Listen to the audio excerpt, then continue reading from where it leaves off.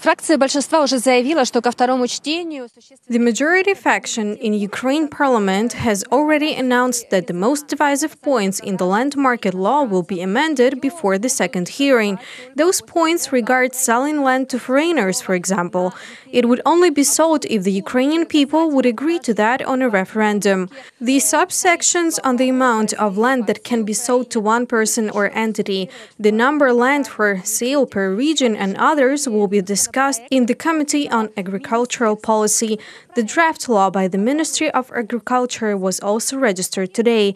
A new law on handling agricultural land is needed because starting January 1st, 2020, it will lift the moratorium on land sales. It will also define who can own land: Ukrainian citizens, territorial communities, state, legal entities, and foreigners who received land as inheritance. By January 2024, agricultural land cannot be owned by foreign companies, people without Ukrainian citizenship, and legal entities registered in foreign jurisdictions. The legislation will also regulate the minimal starting price of land owned by the government or in communal ownership. It will also define the maximum collective land area belonging to one owner. No more than 25% of agricultural land of a territorial community, 15% of a region's land, or 0.5% of all agricultural land in Ukraine. Overall, there were 11 legislation drafts on the agenda. In order to consider them, Parliament Speaker Dmytro Razumkov had to prolong the session. In order to present the legislation drafted by the government, Minister of Economy Milovanov had to literally fight his way to the rostrum, as it was blocked by parliamentary fractions opposing free land market, Batkivshchina, led by Yulia Tymoshenko, and opposition bloc. In the end, all parties were able to present their arguments. We fight for the right of citizens to vote. Therefore, we also have to give citizens the right to dispose of their land, to enable the people who live on this land to dispose of it as they see fit, to enable them to implement their plans. This will give dignity to us all. The right to buy and sell land is granted to Ukrainian citizens, and it is not specified here that citizens of Ukraine with dual citizenship can't buy it.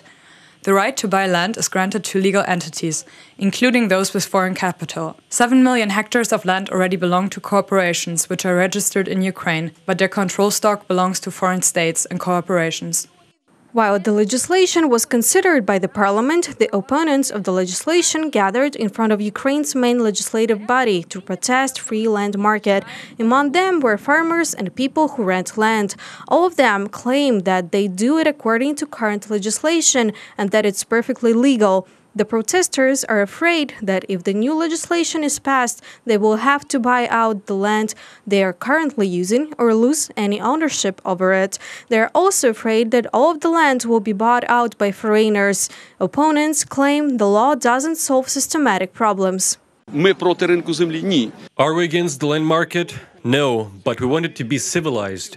Today there is only one way out. We're talking about ensuring constitutional rights of all pensioners that have the right to use the land. But the only buyer of the land should be the government, territorial communities, and local governments.